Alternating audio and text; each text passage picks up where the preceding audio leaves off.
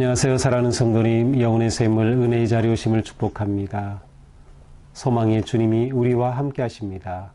우리와 함께 하시는 주님을 찬양합니다. 기도합시다. 주님 감사합니다. 오늘도 주님의 은혜로 희망의 날을 열어주시니 감사합니다.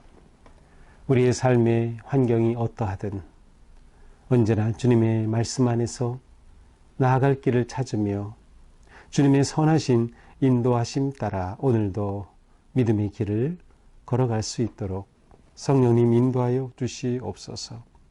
저의 마음과 생각을 열어주시고 주님의 거룩하신 뜻을 분별하며 온전히 순종할 수 있도록 오늘도 생명의 말씀으로 인도하여 주시옵소서. 예수님 이름으로 기도합니다. 아멘. 오늘 말씀은 호세아서 7장 1절에서 16절까지입니다. 내가 이스라엘을 치료하려 할 때에 에브라임의 죄와 사마리아의 악이 드러나도다. 그들은 거짓을 행하며 안으로 들어가 도둑질하고 밖으로 떼지어 노략질하며 내가 모든 악을 기억하였음을 그들이 마음에 생각하지 아니하거니와 이제 그들의 행위가 그들을 에워싸고 내 얼굴 앞에 있도다. 그들이 그 악으로 왕을 그 거짓말로 지도자들을 기쁘게 하도다.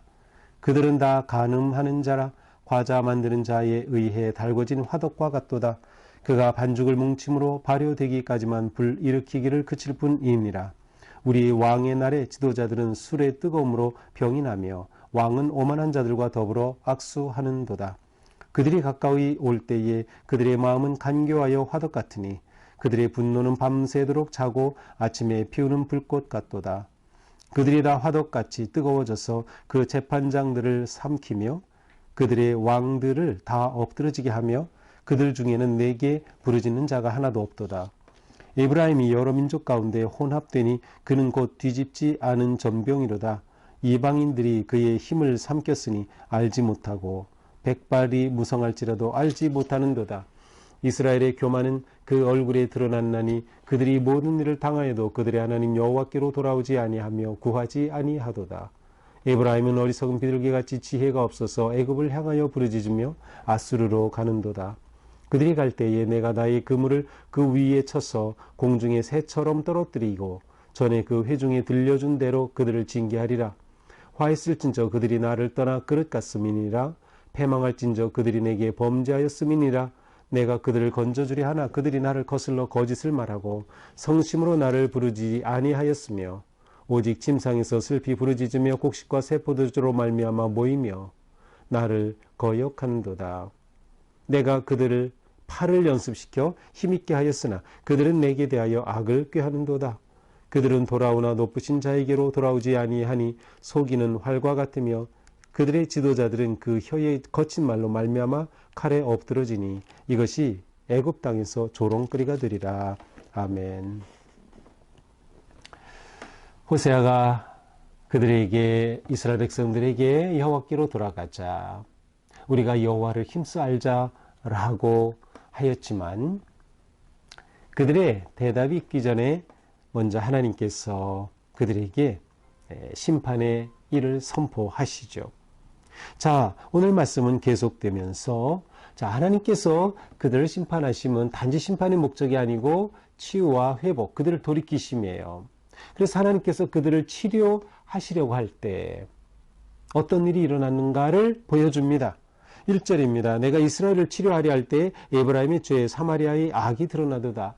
자, 치료하시려고 할 때 보니 그들의 죄가 드러나는 겁니다. 에브라임은 북이스라엘이죠. 사마리아는 그 이스라엘의 수도예요.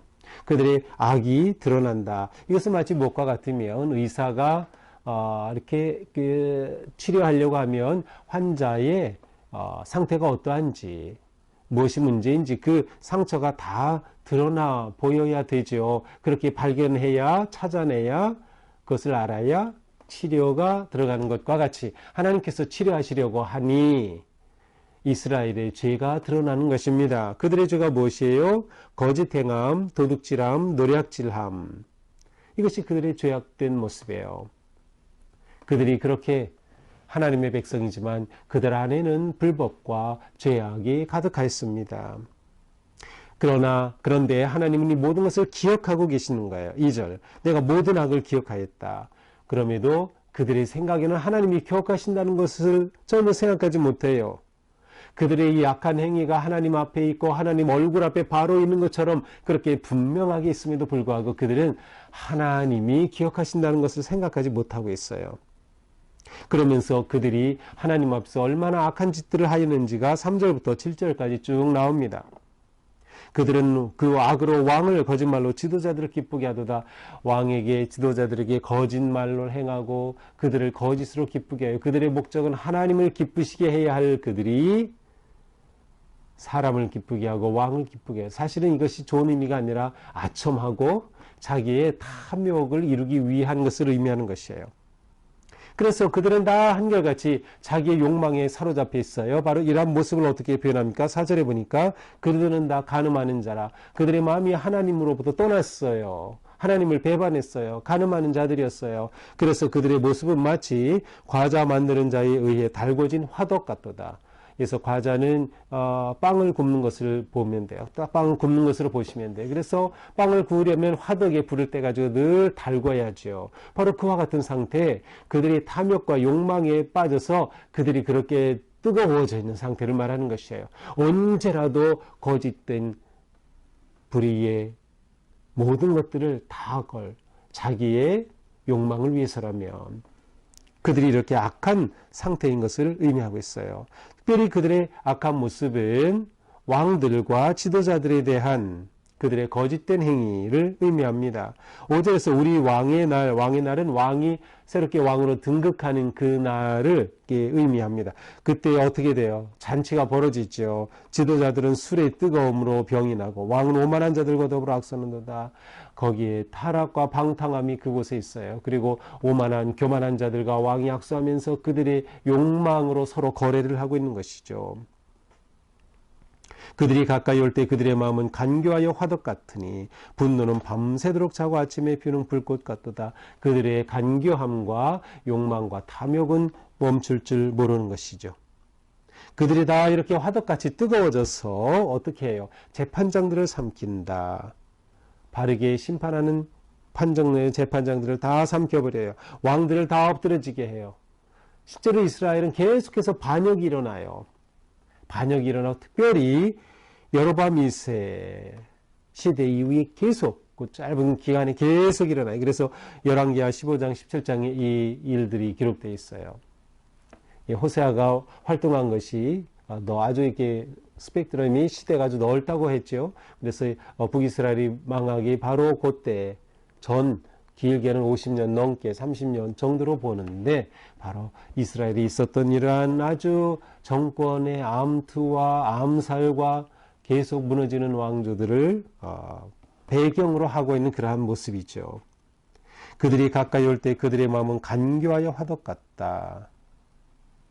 그래서 그들은 왕들을 무너뜨리고 재판장들을 삼키고 또 그 왕이 또 무너지고 또 삼키고 하는 이러한 혼란함. 이 혼란함의 맥심은 뭐예요? 교만함이에요. 하나님을 구하지 않는 거죠. 그리고 자기의 욕망에 따라서 살아가는 그러한 모습이죠. 자, 이러한 이스라엘은 외적으로도 외교적으로도 마찬가지였어요. 8절 에브라임이 여러 민족 가운데 혼합되니 그것은 북이스라엘이 혼혈족이 됐다는 거예요. 여기서 혼혈족이 됐다는 의미는 외교적으로 하나님의 백성으로 곧게 서지 못하고 이 나라에 달라붙고 저 나라에 달라붙고 특히 애굽에 그리고 아수르에 이렇게 달라붙는 그들의 모습을 말하는 것이죠. 이방인들이 그의 힘을 삼켰으나 알지 못하고 그래서 이방 나라가 오히려 이스라엘을 삼켜버리지만 그 상황을 몰라요. 왜 우리가 이렇게 되었는지. 백발이 무성할지라도 알지 못하는구나. 그들이 죽는 날이 가까웠음에도 불구하고 마지막 때가 가까이 왔음에도 불구하고 깨닫지 못하고 있는 그러한 무지한 상황이에요. 이스라엘의 교만은 얼굴에 드러나나니 왜 이렇게 됐어요? 교만했기 때문에. 교만의 모습은 뭐예요? 하나님을 구하지 않는 거예요. 하나님을 찾지 않는 거예요. 자기들의 지혜와 생각으로만 하고 자기들의 욕망을 따라서만 그렇게 살아가기 때문인 것이죠. 그들이 모든 일을 당하여도 하나님 여호와께로 돌아오지 아니하며 구하지 아니하도다. 그러니까 하나님께 구하고 기도하는 것 자체가 하나님 앞에 겸손한 모습이에요. 교만한 사람들은 기도도 하지 않죠. 왜? 자기가 다 잘할 수 있고 자기가 잘났고 자기가 모든 것을 할 수 있다는 생각에 빠져있기 때문이에요. 에브라임은 어리석은 비둘기같이 지혜가 없어서, 이렇게 북이스라엘은 어리석은 비둘기처럼 지혜가 없어요. 그래서 어떻게 애굽을 향해 부르짖고 아수르로 가는도다. 여기 붙으면 괜찮을까? 저 나라에 붙으면 괜찮을까? 하나님 나라라고 하는 의식이 없어요. 하나님께 가야 하는데, 하나님이 그들의 진정한 왕이 되셔야 하는데 말이죠. 그들이 갈 때 내가 나의 그물을 그 위에 쳐서 공중의 새처럼 떨어뜨린다. 그래서 그들이 애굽으로 갈 때, 아수르로 갈 때 하나님께서는 그 길을 막으시는 거예요. 그 길을 깨뜨리시는 거예요. 형통하지 못하게 하는 거예요. 새처럼 떨어뜨리고 그들을 징계할 것이다. 그들의 죄악대로 하나님께서 갚으시는 거죠. 화 있을진저 그들이 나를 떠나 그릇 같음이니라. 결국 그들은 하나님을 의지하지 않고 그릇된 길로 갔어요. 그래야 하나님의 화가, 심판이 그들에게 임하는 것이죠. 그들은 패망할진저 그들이 내게 범죄했음이니라. 하나님 앞에 범죄한 결과 그들은 패망의 길을 가고 있는 거예요.